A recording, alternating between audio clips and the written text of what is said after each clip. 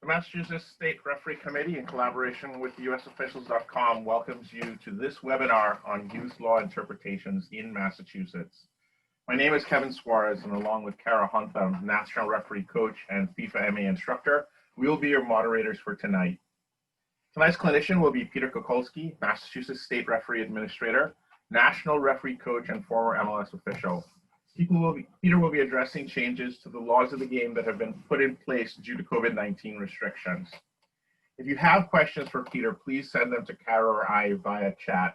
We will have a Q&A session after the presentation, and we will ask them then. Please note that with the amount of participants, we may not be able to get to all questions tonight, but we will attempt to try and get to the ones that matter the most to the most people. This webinar will be recorded and will be posted on the US Officials Referee Academy YouTube channel. That is available on YouTube. Just search US Officials Referee Academy. Right. We will hope to try and get it on there by tomorrow around noon. All right. And as I said before, you have questions, please feel free to use the chat feature, and that will get it to us. Without further ado, I'd like to turn it over to Peter.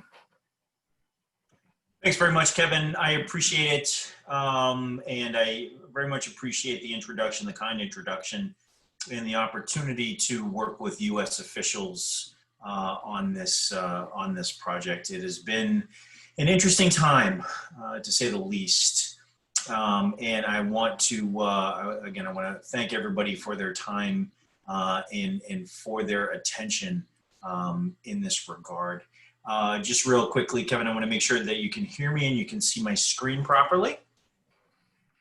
Yep, all good to go. Fantastic. Okay, so before we begin, I wanted to take just a minute and I wanted to acknowledge the particular day today, being the 19th anniversary of the 9/11 terrorist attacks, which are the single deadliest terrorist attacks in human history, where 2,977 people lost their lives and 343 firefighters and 72 police officers gave their lives in defense of those folks and of the country. So I want to just take a second and acknowledge that. We find ourselves in very interesting times, to say the least, with regard to COVID-19, to regard to where we are as a country right now, where we are as a world right now. And all those things affect how we're going to move forward together. Very particularly, we have been asked as a state organization, the Mass Ref organization, to in part interpret and with all of you to enforce law changes that have been given to us really by the state of Massachusetts. Now, while these law changes were originally interpreted by organizations like Mass Youth and other youth organizations, it eventually came to us in Mass Ref to bring to you all, as the referees who are at the sharp end of the spear, how these are going to be interpreted or should be interpreted. Now, I'll say right up front, there is no perfect solution to what we're going to see here tonight. This is a complex and varied environment, and one, I will say honestly, with some risk associated with it. And I'll explain that risk in just a second. We're out here to do our best. If there's any one thing I want folks to understand from tonight, is that we at the MSRC really appreciate the efforts of our refereeing corps and recognize we have to take an adapt and overcome mindset to some of these changes. In parts, they are antithetical to the way that we have been trained as referees in time and memoriam. However, given the times that we live in today, it's important for us to be able to be flexible, to allow players to go back to play, and to allow us as referees to manage those matches to the best of our ability, understanding that not everybody is going to be gracious, not everybody is going to be kind, and certainly not everybody is going to be understanding. I recognize the difficult position that you're in, and I applaud and thank you for it. So I mentioned before about risks. While all this has been going on, there is a pandemic in play. COVID-19 is certainly nothing to joke about from a pandemic perspective. I've seen it up close and personal in a couple of instances in a variety of roles that I play outside of soccer. There is a risk associated with it. Absolutely no one will fault an individual referee or group of referees if they choose not to participate in this time. There is a real health risk associated with COVID-19, and you as independent contractors have the ability to say no thank you and not do games, and that's okay. None of that's going to be held against you in this particular time. I mean, it shouldn't be anyway, but certainly not in this particular time. So there is a risk associated with being out there and being in contact with people at this point, and we recognize it. And if you choose not to referee, no problem. We get it. There's a pandemic on right now, right? Now, one of the things that has come up recently and regularly on the number of calls that I've attended is regarding liability. The question has been asked, does the binder from U.S. Soccer cover referees during this time? And the answer is yes, it does. However, it is unclear, it is an open question, how that insurance binder acts with regard to communicable diseases such as COVID-19. So there is a non-zero risk with regard to referees who may be considered a transmission source, knowing or unknowing, of COVID-19. Okay, I want to be very clear about this too, because this has been discussed in the variety of league meetings that we've seen as well. No insurance carrier is touching anybody with communicable disease insurance. Okay, they don't understand the risk, so they're not going to even try to insure it.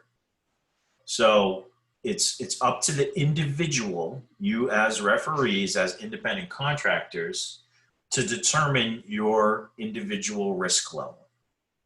And if that risk level is low enough that you want to participate as a referee during this time.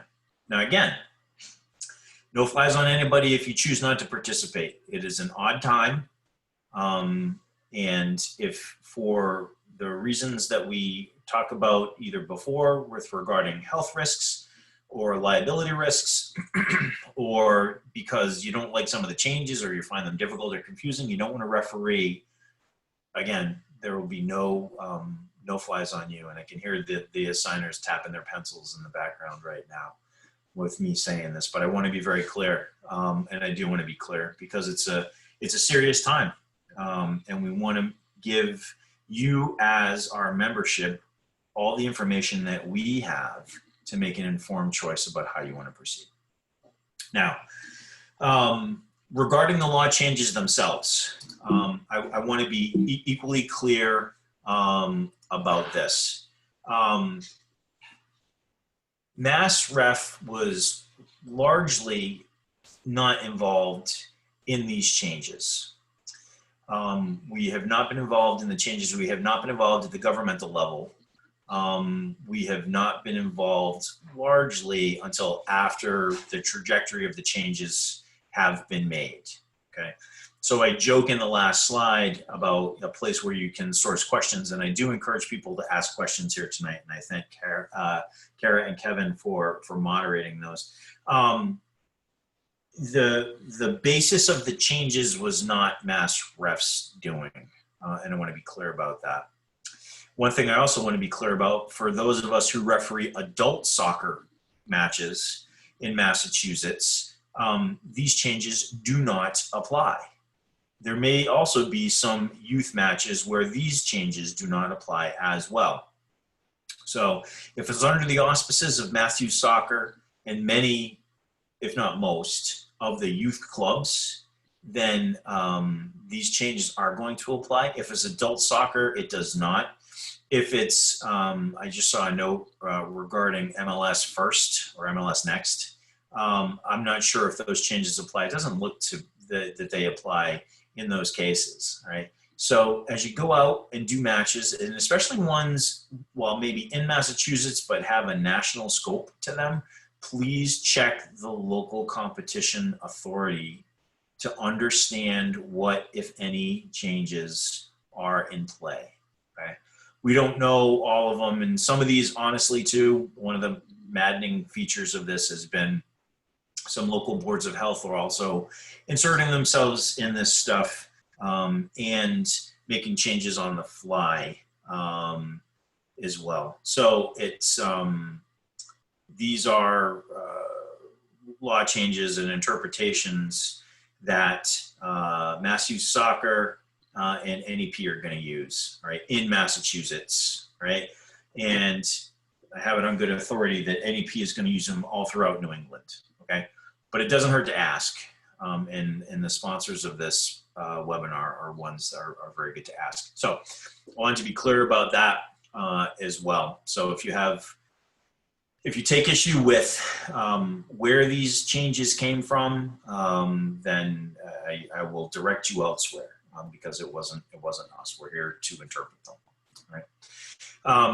Similarly, I'm going to say also, and for people who have heard me speak on these topics recently, I'm very much a purist when it comes to the laws of the game, and do truly believe that IFAB is the one true source of the laws of the game. And after tinkering with them as we've had to, I can understand why. There's a very fine tapestry that's weaved when it comes to the laws of the game, and why they're only 17, and why the text is relatively short. I will say that when we start to pull on some of the threads of the tapestry, as we've done here, things get a little messy.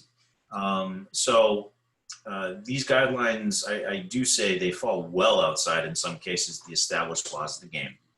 And they don't conform with IFAB in most cases. But we also recognize that in the day and time that we're in right now, we have to have some flexibility. And that goes back to the adapt and overcome mindset I'm going to ask people to adopt if they choose to go out there and referee, okay? And again, these are for a safe return to youth soccer in Massachusetts, and the local modifications, in some cases, as an established practice. So there are, no fewer than 10, I could argue 11 laws that are actually impacted by this. And they're listed right here. For anybody who doesn't remember what Law 14 is, you're going to get a reminder tonight. Here they are in the laws, and what's changing we'll go into here. But this is on the surface what has changed. So let me start with Law 3, the players. And I apologize if this turns into, I'm going to try really not to read off the slides and give more color commentary than anything else. But if it looks like I'm reading from the slide, I do truly apologize, because that drives me bananas when that happens to me. So I'll say that players are required to wear face coverings. I'm not going to say mask, and if I do, it's incorrect of me to do so. Face coverings. And players should be allowed, and this is particularly regarding this law. The EEA discusses players being accommodating to players to allow them to remove their face masks, or excuse me, yeah, there I go, their face coverings if they, for example, take a long run or are able to distance themselves. And there's a set of conditions in the EEA, particularly for soccer, that talks about that soccer players need not consistently wear a face covering all the time. If it's just during stoppages in play or regular play, they are encouraged to wear face coverings. Players and referees are going to need breaks away from their face coverings, okay? So again, please be mindful that players may need a break from it, and if they do, let them. Absolutely let them. And the same is true with you as a referee. Certainly, if you need a break and need to pull your face covering away for just a minute, turn yourself away from people and take the breath that you need. I'll say, and we'll get to this in Law 5, I'll say that this is suboptimal for both players and referees that they have to wear face coverings at all. I understand somewhat the logic behind it, but as referees, we want to give players the opportunity and the flexibility to be able to take a quick break if they need to, and also was agreed by the competition authority. So players' equipment. Again, 2 bullets here. Players are being asked to wear face coverings that comport with Mass EEA guidelines, okay? The face covering has to be safe. Now, when we talk about safety, we talk about it with respect to Law 4 as a referee. We're not talking about effective. We're not talking about number of respiratory particulates passing through a barrier, right? We're not here to judge what that is. We are not the COVID police. You're going to hear me say that a lot tonight. But we do need it to be safe. And again, very specifically, that looped face masks are what are safe. Now, there's some controversy regarding gaiters. And what they're also called is snoods. So IFAB has been pretty clear that snoods or gaiters are not safe, and it's a choking hazard that a player can get a hold of a snood and yank, and it is unsafe. All right, and so there's some controversy here because apparently some leagues are allowing gaiters or similar things. I'm gonna frame it this way. IFAB is very clear that snoods are not allowed. They did that a couple of years ago, again, for the strangulation hazard that it poses. Mass youth are going the ear loop route, okay? I would strongly encourage folks to make sure that whatever face covering is used is safe, right? Because what we don't want to have happen, we don't want to have players get strangled. Nobody got COVID, but they died by asphyxiation because they got hung up on their gaiter type face covering. Okay, so a little common sense there, I think, will go a long way.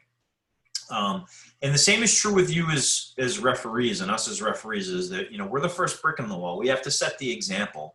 So I would not like to see referees wearing gaiters or snoods as face coverings. They should wear a looped a face covering as the players are being requested to do.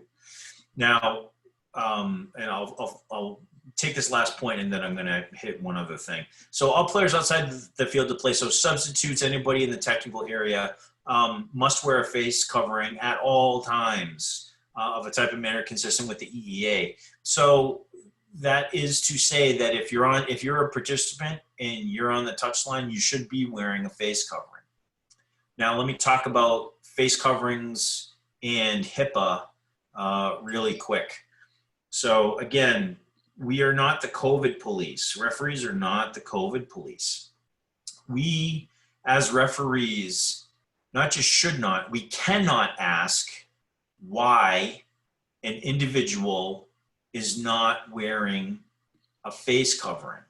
We may run across individuals that are not wearing face covering, right?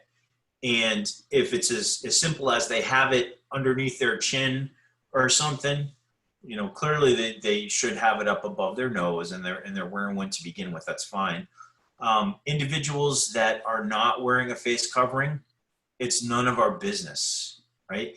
The EEA is very specific to say that there are individuals, if they have bona fide medical issues and cannot wear face coverings, they need not wear face coverings.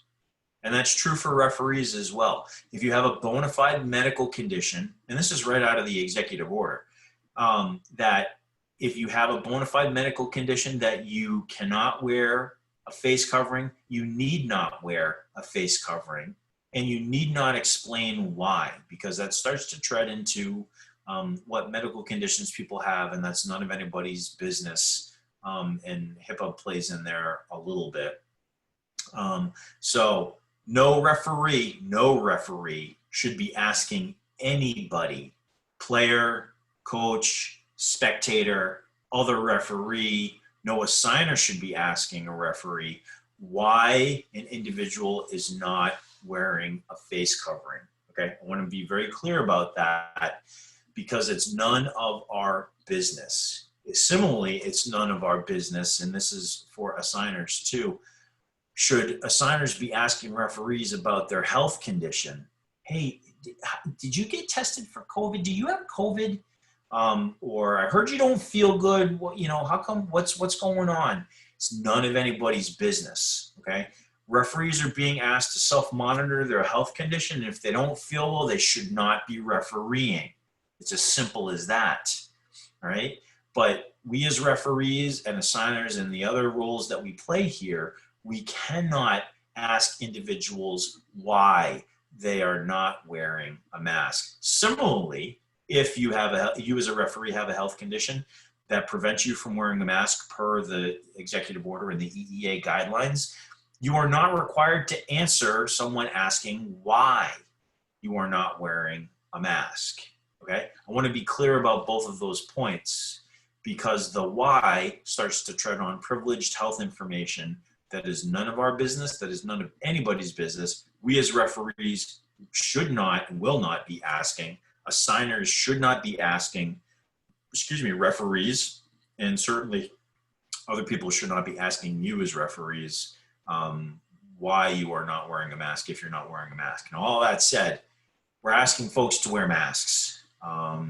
If you can, we are asking you to wear a mask, okay? Because honestly, if we see a trend of, and I'll speak for referees only, referees not wearing masks where they should be wearing masks, and the only reason they're not is because it's inconvenient. And I get it, it's inconvenient. This is what we get when we allow a baseball umpire to negotiate should referees be wearing masks or not at the governmental level. This is the results. We should be wearing a mask, okay? Until such time as we're able to lobby the appropriate powers that be that referees are athletes too, and we perform an aerobic activity similar to players do and should not be wearing a mask, all right? Until that time comes, we need to wear masks, right? So second point, again, all players outside the field and coaches and team officials, as they're called in the laws, should be wearing a face covering at all times, okay? So law 5, the referee. So right here, right up front in big red letters, referees are not the COVID police, okay? There are a bunch of well-intentioned, gonna be poorly executed mandates that are coming from the EEA. There are some well-intentioned and really good execution that are coming from the EEA, to be frank, as well. These are not our problem, to tell you the truth. Yep. So if we have people that are not comporting with the EEA guidelines, and I'll give you one right up front, we have a bunch of spectators that are choosing not to wear face coverings. It ain't our issue, right? All we're gonna do is take note, and we're gonna report it, and it should be reported quickly and accurately, okay? If there are other enforcement policies, the EEA guidelines that are not being met, we report them, right? We are not the COVID police. We are not here to tattle on people who are not wearing masks. We are not here to tattle on people if they're spitting on the ground, right? We are not here to try to manage a player who is acting contrary to the EEA.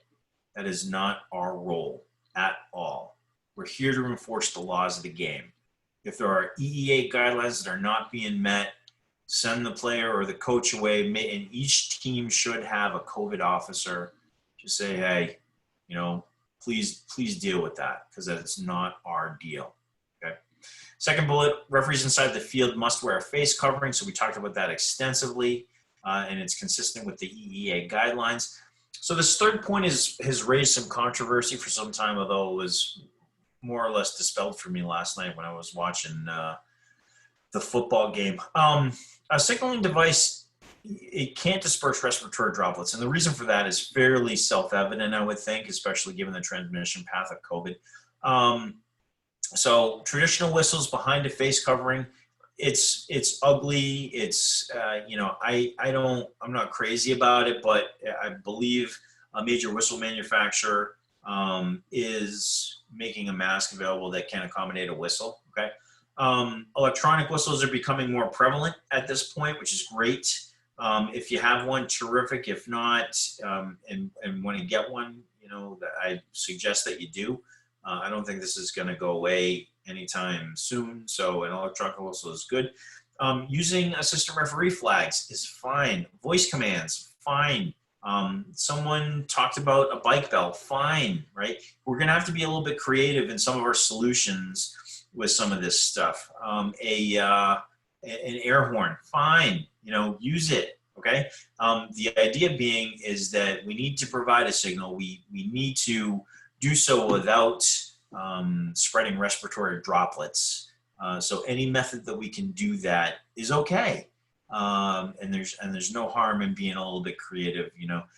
Nobody's going to ding you for using a flag. We used to do that often, actually, for players who were hearing impaired. So there are lots of reasons why we can change the signals around too. So by all means, get creative and do it. Equipment shall not be shared between referees. And so again, some of this stuff is common sense. But if you need to share equipment for some reason, clean it first. And I'm talking about things like electronic whistles or flags or something like that. Certainly don't share something that has respiratory droplets on them. That's never a good thing. Even without a pandemic on, it's never a good thing. We need to also allow flexibility for spectator placement. So one of the things that we're being asked to do is spectators need to be a distance apart from each other if they're not from the same family or however the EEA reads in particular. It's important to allow some flexibility to let everybody see the game. Now, I'll also say some leagues have taken it upon themselves to limit the number of people who can actually watch a match. So in a lot of cases, this may not be an issue. But in other cases where there is no limitation on spectators, please be flexible to allow spectators to stand in places that they're typically not allowed or shouldn't be, such as behind the goal or kind of close to the teams. Again, but there's the whole social distancing aspect that has to be maintained as well. But again, if you see a violation of the EEA guidelines, it's not our problem. We just make note of it, and that's all that there is to it. The last point here, now referees shall enforce a minimum of 2 yards for the ARs. So no one should be on top of the ARs. We as referees and as ARs should be a minimum of 2 yards, which is not a big distance. 6 feet from the touch lines for the ARs and certainly from any player. Now, one question that's come up often is, well, how can we manage players if we're 2 yards away? What I come back with is we shouldn't be that close. We should be 5-ish yards away from play and looking through all the time. So this idea of being 2 yards away is really, frankly, it's too close. Now, are there exceptions? Yes, there are exceptions. And the exceptions are if players come together and you have an incident that requires your immediate presence, then enforce what you need to enforce with your presence, okay? So this is a general rule to stay more than 2 yards away from everybody else. If you need to be there and be close to maintain a presence for the match, then by all means, please do so. But as a general rule, we want to see 2 yards away from everybody as referees and ARs as well. Shouldn't be close, and there's no real reason to be that close either. If you need to be closer than 2 yards, something has gone wrong, and that's okay because sometimes it does. But deal with what you need to, and then get out of there in a hurry. So the other match officials, again, ARs have to wear a face covering, consistent with the EEA guidelines. Equipment shall not be shared unless properly cleaned, and then we want everybody 2 yards away. The AR 2 yards away from players. We want spectators 2 yards away from ARs. So we just want a little bit of space there. 6 feet is what we're asking to let the AR continue to do their job. So here we go with some of the more heavy-handed type of law changes. Start and restart of play. Now this is specific to the dropped ball, right? So the change here is not which team is to receive the drop ball, right? So that remains with the present interpretation of Law 8 as we went over in 2019. So if we remember from that interpretation, drop balls are no longer contested. They go to one team or the other, right?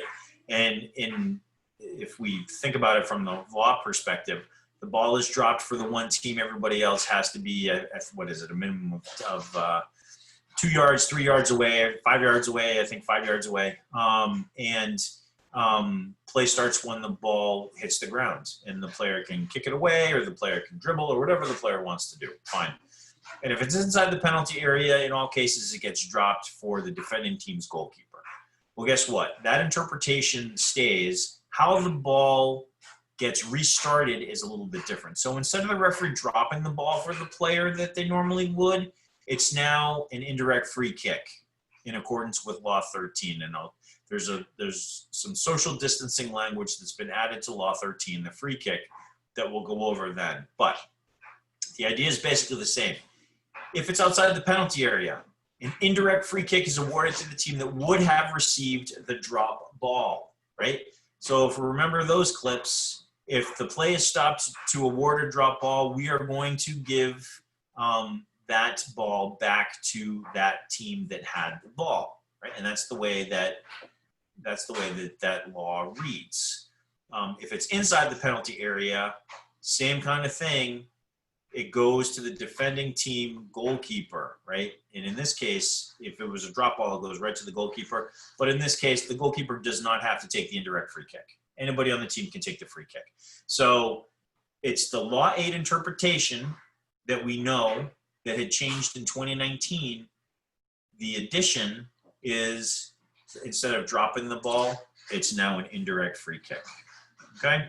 So relatively straightforward as applications go, or at least as easy as it gets in this case.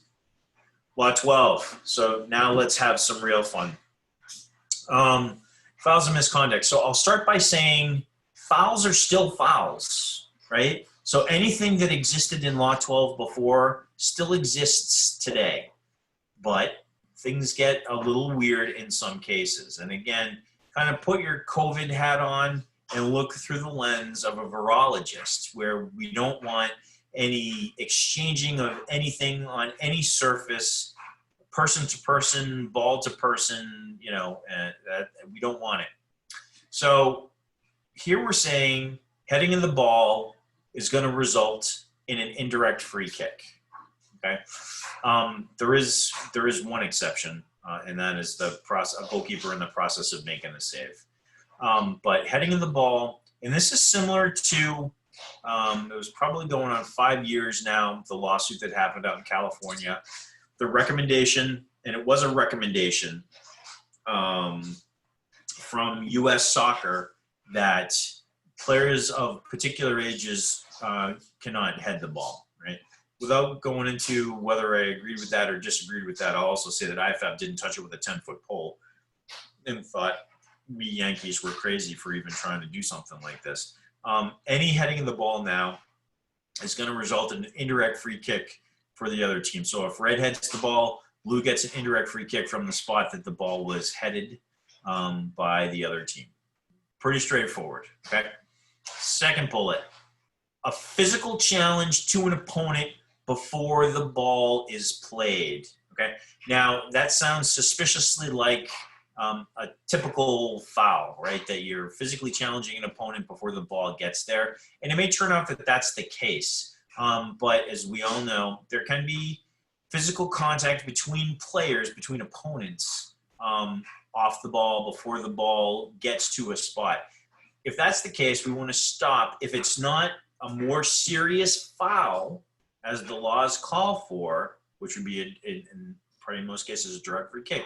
If it's not a foul, as we know in Law 12, that physical challenge is going to result in an indirect free kick. before the ball gets there, okay? And again, this is under the auspices of we want to prevent players from needlessly touching each other and making contact with each other. Again, I say that kind of quizzically because I still have difficulty wrapping my head around it. But physical challenge to an opponent before the ball gets there that is not otherwise a foul, we're going to stop. And we're going to give the opposing team an indirect free kick. Now, slide tackling of an opponent, and that's somewhat of an oxymoronic term. Sliding is the act of going to the ground. Tackling, as it's known, is tackling on the ball or for the ball. So the combination is an interesting and imprecise one. Slide tackling an opponent, we're not going to allow. It's particularly slide tackling an opponent that results in contact. However, if you have a foot-to-ball tackle, so here we give examples of toe pokes, foot blocks, those are fine, okay? Now, that even includes a foot-to-ball tackle or a foot block that results in incidental contact after that, and the players immediately separate themselves from each other, okay? That's okay. That doesn't result in anything. If we have a slide tackle that, even if made legally under the current Law 12 interpretation, results in prolonged contact with an opponent, we're going to stop and we're going to give an indirect free kick, unless it was otherwise a foul that requires a direct free kick, right? Now, again, a goalkeeper in the process of making a save is fine, right? We don't want to create additional scoring opportunities through these COVID regulations. So their goalkeepers in the process of making a save may try to get through traffic, and that's okay because we want to give them the opportunity to make the save. It should be a short duration anyway, so similar to players challenging each other and then untangling from each other, that's okay.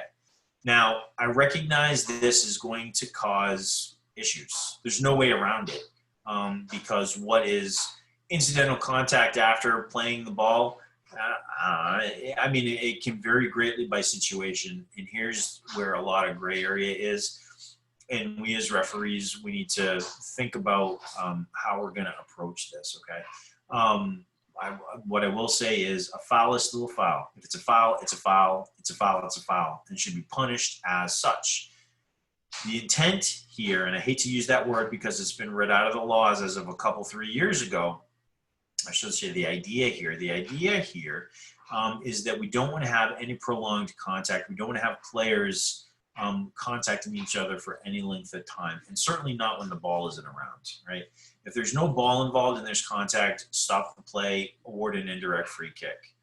And after, if there is a ball involved, the ball needs to come first. And once the ball comes first, players need to get untangled as quickly as possible because otherwise that becomes an issue, right? So I understand and agree that this is different, to say the least, but this is how that we would like it interpreted. Resulting indirect free kick is to be taken in accordance with Law 13 and the other provisions. So I will go into what that looks like on the next slide. A player shall not be cautioned for persistently infringing on this stuff. So these things are so out of the norm. It's not reasonable to punish a player for doing something that they've been doing for their entire playing career, right? Now, the question came up, well, what if a player is trying to use some type of gamesmanship to stop the game by doing some of these things? Well, there are other ways to deal with that. You know, then you really go into unsporting behavior when you have gamesmanship of that type, right? But we're not going to caution players for persistently infringing these maladjusted game modifications. That's not fair to players. It's not fair to referees either, who have been looking through one lens for a particular period of time and are now being asked to do something really antithetical to that, okay? So no cautions for it. If there is gamesmanship going on as part of this, then by all means, you can bust the player for that gamesmanship with a caution, and they persist after having received the misconduct to send off, and that's fine. But for these modifications themselves, no cautions. It's absolutely not supported in the laws, and I think it would be even more of an abomination than it is now. So free kicks. Free kicks, relatively straightforward, and this is the social distancing aspect of it, okay? So we want people not next to each other. So opposing teams, they have to stand not only 10 yards away from the kick, as they normally would have to do anyway, but they also would have to be a minimum of 6 feet from any teammate and any opponent, right? This is a static, they don't want anybody standing next to each other, is really what this is. So the typical 10 yards that is required, and then nobody standing next to each other on top of that. Now the team awarded the free kick, again, direct or indirect, we have social distancing, but we don't have the 10-yard requirement. So they can be less than 10 yards away from the free kick, of course, because they're on the same team as the kicker of the free kick. But they have to be 2 yards or 6 feet away from any teammate and any opponent as well. Okay, so this is the social distancing. And when you see this in other places, the other restrictions governed by Law 13, this is what we're talking about. We're talking about the social distancing guidelines, okay? One part is not anything new. You gotta be an opponent has to be 10 yards from a free kick. Then again, if it's a quick free kick, that goes into what we have talked about previously with the laws. We let the quick freeze continue. But we now also have to keep in mind that during a set play, particularly a ceremonial set play, that we want to see everybody 6 feet away from each other. Penalty kick, same kind of thing, okay? This is all about placement. Opponents to the penalty kick obviously have to remain outside the penalty area, which is a minimum of 10 yards from the free kick, and a minimum of 2 yards from any teammate and any opponent prior to the taking of the penalty kick. Kicking team must remain inside the penalty area and a minimum of 2 yards away from any teammate and any opponent prior to the penalty kick, right? In the penalty kick case, they're also 10 yards away too, because given the radius from the penalty spot, everybody's outside the penalty area and or the penalty arc, which illustrates the 10 yards from the penalty spot. So basically, this is about, because penalty kicks are always ceremonial, that everybody has to be a minimum of 6 feet away from each other.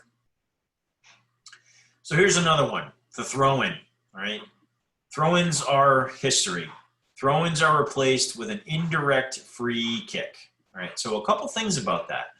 Placement of the ball.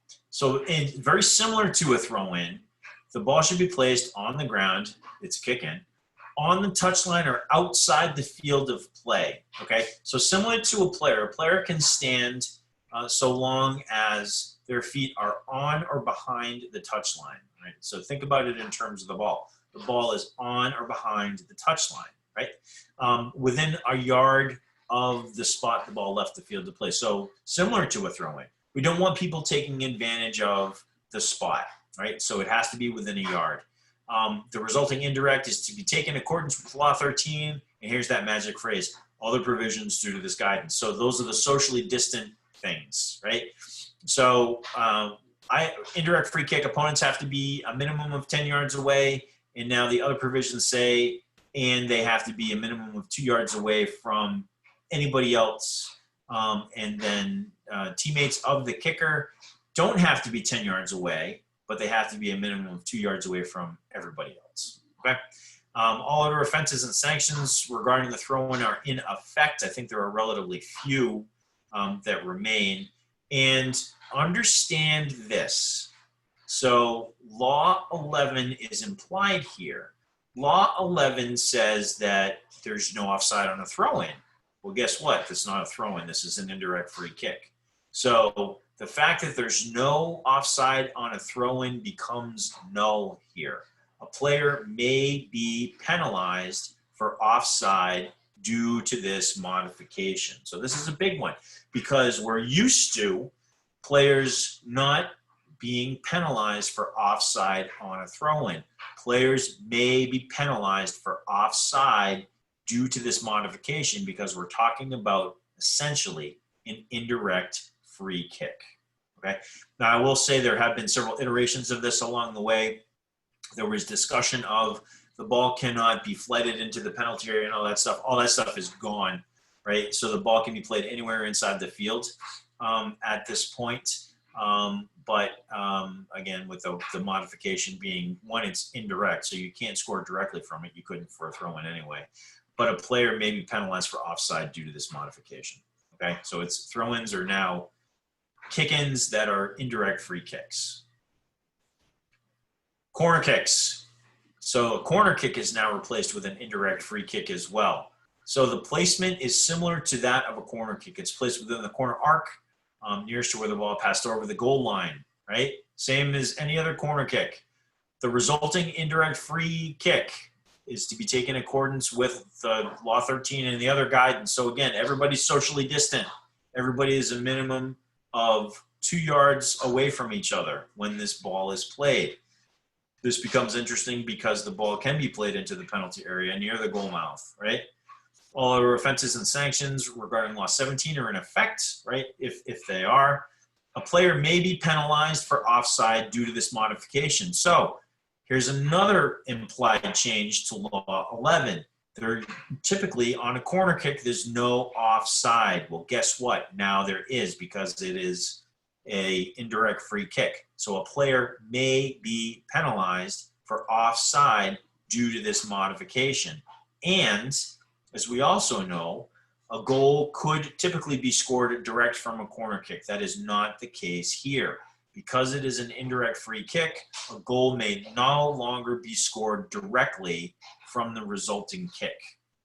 Okay, so the corner kick, again, 2 changes to what we know regarding the corner kick. The first one being it's no longer a scoring opportunity per these modifications. You cannot score directly from what was previously a corner kick. It is now an indirect free kick.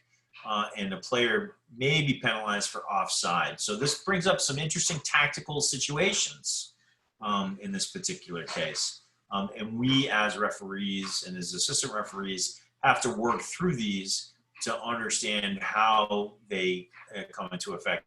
This one's not easy, and I appreciate everybody's patience with these. So this becomes very difficult, and it's, again, this is not something that is going to require a lot of patience on everybody's part, and I know we as referees will exert that patience. It is my great hope that others will as well. So we do have a hotline, so to speak, an email hotline. It's covidquestions@massref.net. This goes to the MassRef board, who has done a tireless job with this stuff. And I want to thank Russ Wolf, the SRA, who's done a nice job corralling a lot of this information and being a liaison extraordinaire with the Mass Youth folks and the other club folks to make this a reality. And I also want to thank Scott Kashmerek, who has provided a voice of sanity about some of these things as well. And both of those guys have kind of listened to me go off the deep end on more than one occasion and more than one meeting when it comes to these changes. So I appreciate them for it. But if I know we have some time for questions, and I'm happy to stay for as long as we'd like to get through some of these questions. Again, I'm kind of half joking when I say no comments. The reaction from the refereeing community, understandably, has not been kind to some of these changes. And I can appreciate that because, again, I believe these changes are illegitimate based on their stance. I understand the why, and I appreciate the why, but starting to pull on the tapestry of these things, on the threads of the tapestry of the loss of the game really has brought about some maddening discussions. But if you do have questions that are not answered here tonight, please send them to covidquestions@massref.net. I am serving as the COVID officer for MassRef. So if there are COVID-specific things that you have as well, not just law interpretations, you can send them here as well, and we'll get to them just as quick as we can. As Kevin said, this presentation will be available in some amount of time on the U.S. Officials channel, and We'll also post it, at least the presentation itself, on massref.net. I will add an additional slide in here that everybody is welcome to, that will have some resources available. So we'll have a link particularly to the Mass Youth Guidelines that they've provided previously, where these interpretations were derived from. I will also have information direct to the EEA and some information about COVID from the CDC. Again, and just to close before we start taking questions, the health and welfare of you as referees, as people, is paramount to us. If you don't feel comfortable refereeing, don't feel like you have to right now. It's a difficult time. There are a lot of burdens being placed on people just in general. And to add a little bit more fuel to the fire with what we're going through with these law changes and being asked to change on a dime some of the fundamental tenets of the game that we have been used to for such a long period of time is very difficult. It's asking a lot of us, and I appreciate the flexibility that people are willing to endure to implement some of these on a week in, week out basis, some as soon as tomorrow, and really appreciate everybody's time and everybody's attention to get through this together. So with that, I will stop talking. And I will open it up to Kevin and Kara for other questions or comments that they have fielded or that they have themselves.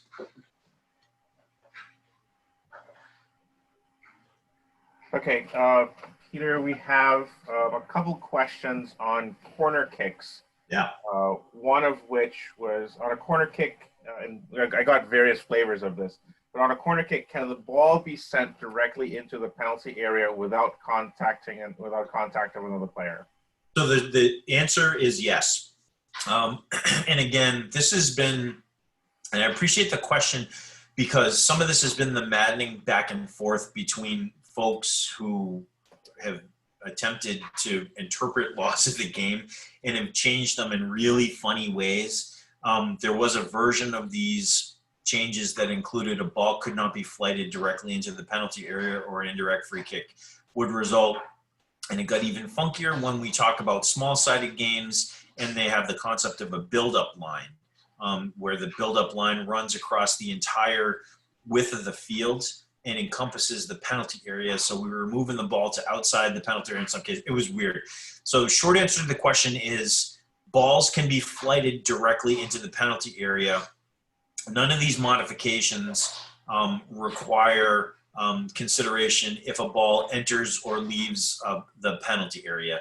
The normal laws of the game would apply. So again, to reiterate the question and the answer, can the modification here in Law 17, the corner kick, can that ball be flighted directly into the penalty area? The answer is yes. Just keep in mind that directly from and I won't call it a corner kick, directly from the kick from the corner, it is an indirect free kick. So the two of the big things there are a player may be penalized for offside now, right, where they wouldn't have been before in a classic corner kick, and a goal may no longer be scored directly from the resulting kick because we're talking about an indirect free kick.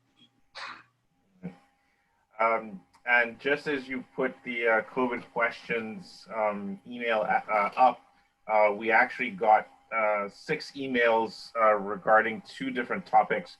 One is about physically handling stuff, aka the ball, rosters, and player cards. And so how do we handle that, or how do we advise people to get the ball moving? Is it only with the feet, or can they pick it up? So, and this is a philosophical question. I appreciate the question too.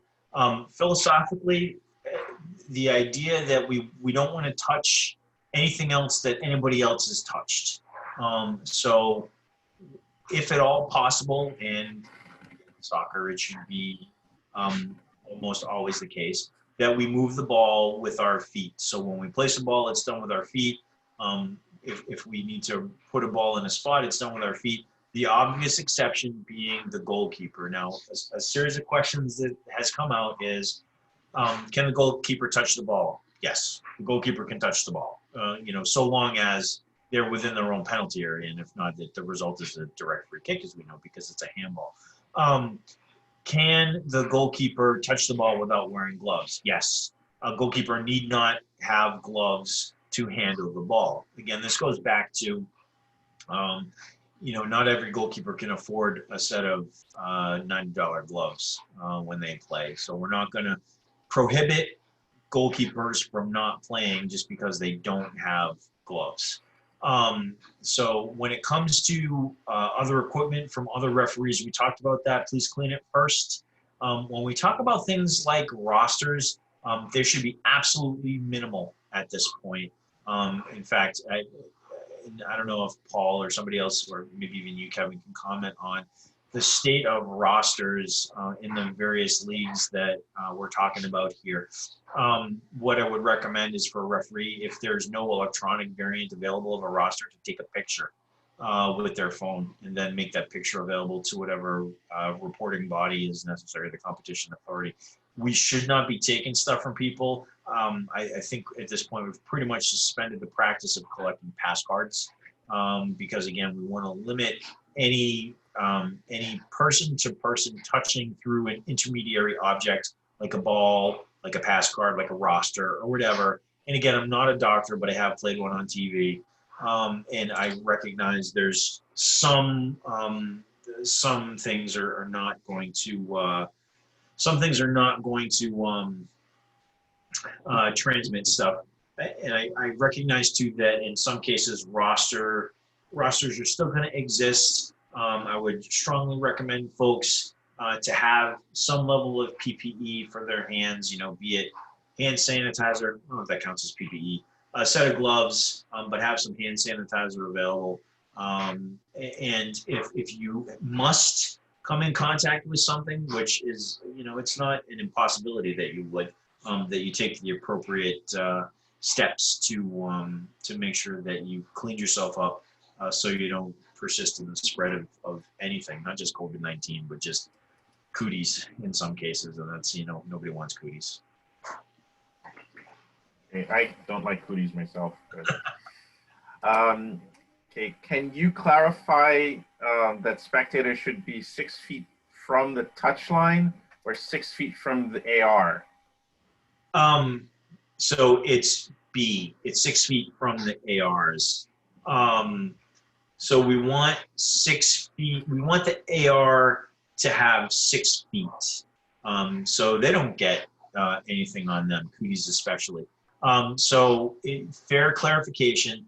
And I'm so used to, back in the day of running right on the touchline. So 6 feet from the touchline would have done it. So the AR themselves should have 6 feet of space. So that may mean 8 feet, 10 feet away from that particular touchline. The opposing touchline, 6-ish feet is appropriate. I know Mass Youth has talked about, I don't know if they're doing this in Trojan Park, putting quite a bit of distance there to have a keep away line for folks to provide the 6 feet and more. So it should be 6 feet from the AR in that case. And again, this is completely a total social distancing thing. We just want 6 feet between somebody and somebody else. That's the idea.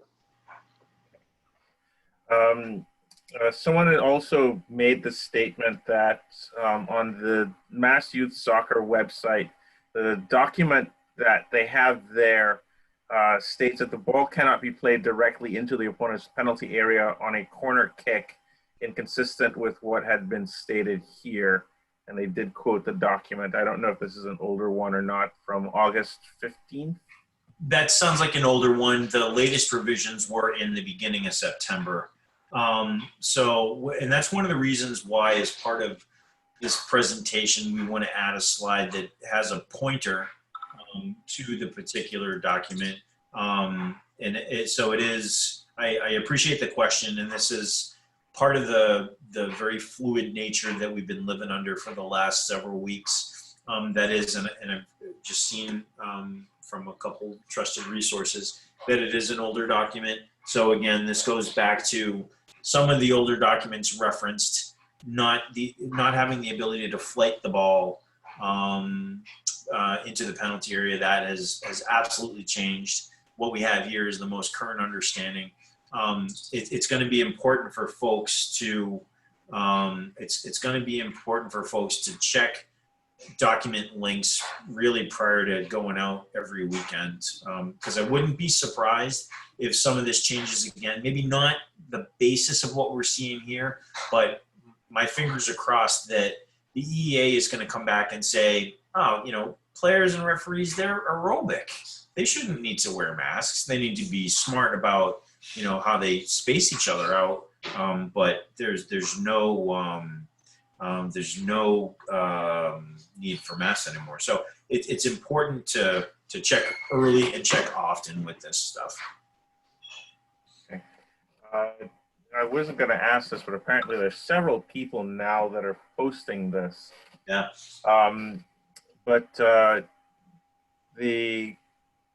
In terms of the rosters, are we looking to take a copy of the roster or just take a picture of it with our phones? Well, so I mean, I personally think that taking a picture on your phones is the better way to go. Me, and that seems to make sense from the perspective of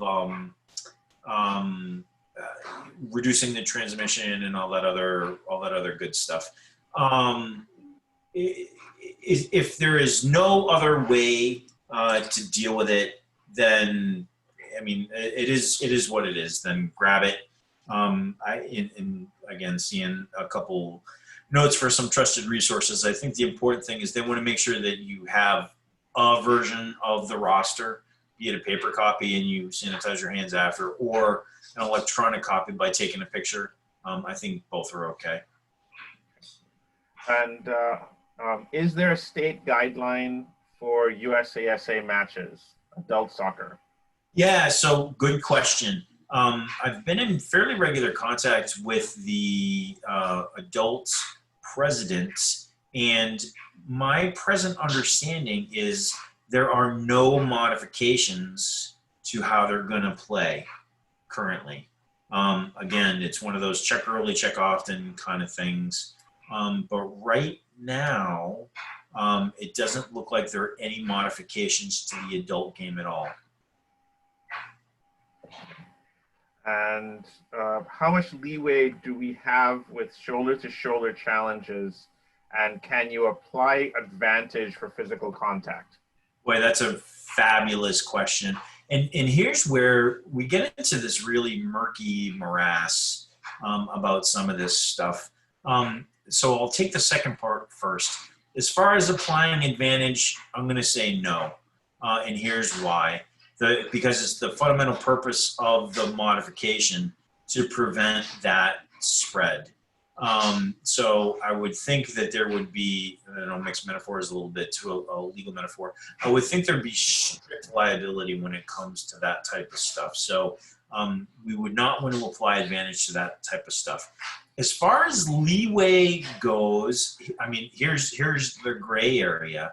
And here's why we get the massive bucks to do these games, is that there is no set criteria right now about how much contact. I was intentionally vague about you can't contact the body first. You go body to body first and down the ball, that's a problem. Then we need to stop either with a foul as we know it and love it, or through these modifications with an indirect free kick. How long that contact is, if they touch the ball first, it should be minimal. I think the particular word that's used in the mass youth verbiage is what it begins with an I, incidental. So however incidental is defined, but I'll say the answer should be, is there leeway? Yes.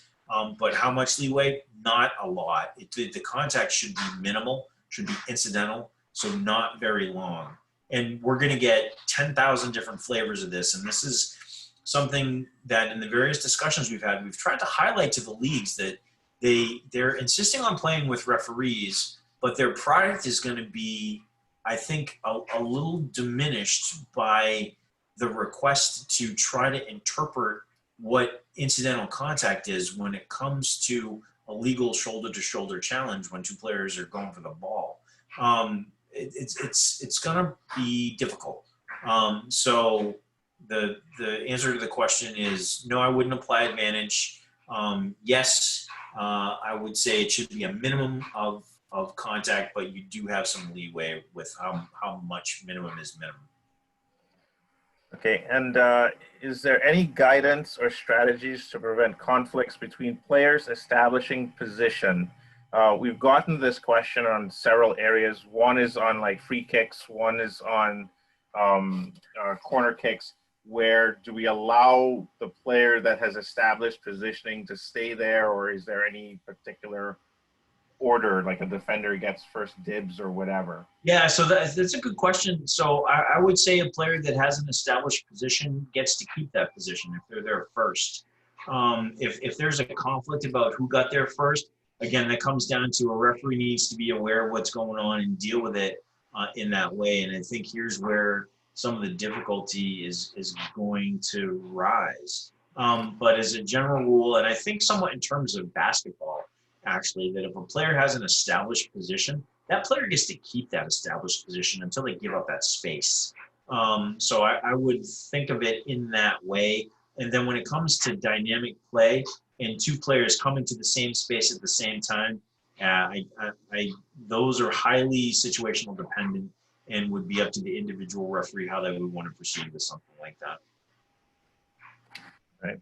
And the great Sam Kinge asks, what is the purpose of forming a wall if even the defending team has to literally poke holes in their own wall by being 2 yards apart from each other? Yeah, that's a very cleverly worded question. That's really a comment, which yes. I appreciate. So I'll say this is that while not a wall in the current understanding in the laws where it has to be 3 or more players, you still can have an individual player who can stand on the ball 10 yards away, of course, and provide some level of wall. But yeah, I mean, I agree. You're talking players now at a set play, teammates that have to be 2 yards apart from each other, and yeah, that's not much of a wall, at least not to my understanding. Right. And I think last question for now, or actually a comment regarding goalkeepers spitting on their gloves. Yeah. And how do we enforce this? So we're not the COVID police, and I'll say this again. There was a version that I saw, I think it came from NEP, that talked about that the act of spitting, and I don't mean spitting at somebody else, the act of spitting was a direct free kick and a yellow card. And that just, it boggled my mind how they came to that conclusion. I understand the desire here. I understand the want to modify the behavior because, again, respiratory droplets are transmission avenues for COVID. Excuse me. I would refer anybody who chooses to spit in their gloves as otherwise to their coach. There is no established sanction from a referee what to do in those situations. And I painted a parade of horribles for the individual that had proposed this, that a goalkeeper just purely out of habit spits in their gloves and during play, and the recommendation was a penalty kick and a caution. And then again, purely out of habit during play, they do it again, a second penalty kick and a send-off. So the referees in this particular case, we're not the COVID police. We're not here to enforce policy from the EEA. Although I understand completely what the idea behind this is. In those cases, I would refer the individual player to their coach for some behavior modification and do it during a stoppage in play. Now, this doesn't mean that because saliva is a weapon in this day and age. If you have one player spit at another player, teammate or otherwise, spit at another player, teammate or otherwise, that player should be sent off, right, for violent conduct. It's not serious foul play. It's actually spitting now. Get rid of them. get rid of them because we don't need it at all. And some players will, are going to, and you've seen it in the news and crazy stuff happens. One person spits at another person, hi, I have COVID, if you see that type of behavior, that is well outside acceptable behavior, and that player should be immediately sent off. But if you see, and again, some of this is just out of habit. Players are choking on their mask, and they feel the need to take their mask off and spit in the ground because they've inhaled some particulates from the mask. I'm not suggesting, and there's no sanction that a referee has available to them to provide a free kick of any type, never mind a misconduct. If it's a player choking on a mask, first of all, see if they're okay. And then if it's just because of that, my thought is to just let them collect themselves. But if it's a consistent thing, refer the player to their coach and say, hey, listen, I appreciate what you're doing, but we can't have it. So please, no spitting on the sidewalk on Sundays type of thing. But we have no available sanctions as referees to deal with that in a laws of the game type of way. And just one other comment here. U.S. officials did publish the referee information on the different rules of competition for the leagues under the news section of usofficials.com accounts. Please note, and this was also said by Russ, that the laws of the game are still valid, and it is your responsibility to be knowledgeable on both, especially now where we have as many changes as we have. And U.S. officials did just send out an email to that effect with instructions as to how to get to that. Anything else, Peter? Yeah, I think that last point is a particularly good one. We can't abdicate our responsibilities as referees. We have to maintain the laws of the game as we know them and work within the framework of these changes that exist right now. And it's my sincere hope that these changes are transitory, and when we're talking about the 2021 season in the spring, that we have moved on beyond them and moved back to soccer as we know it. Well, thank you very much for your time here, Peter, tonight. I know that it's deeply appreciated by all, especially getting the word out amongst this. As Peter said, if you have any questions about this, please refer them to covidquestions@massref.net. Peter, any final words? Yeah, it's just one other thought. And again, my friend Russ continues to remind me, and he's absolutely correct, is that the spirit of the game is paramount. And for us as referees to keep a spirit of personal safety as well. It's a weird time. It really is. And we're asking folks to do your very best. And it's not easy in this environment. The world is a crazy place, and it's been even crazier over this last 6 months or so. So keep your head about you all. Really appreciate everything that you guys do, and absolutely seek to adapt and overcome, and we'll all get through this. Thanks again. And as stated earlier, we will post the recording of this on the YouTube channel of the U.S. Officials Referee Academy. So if you search YouTube for U.S. Officials Referee Academy or even U.S. Officials, you should be able to see it. And as I said, we're hoping to get this up before noon tomorrow or thereabouts. All right. On behalf of Kara Huntham, Peter Kokolski, U.S. officials, and the MSRC, we'd like to thank you for participating and wish you to be safe, healthy, and a great weekend. Have a good one, everyone.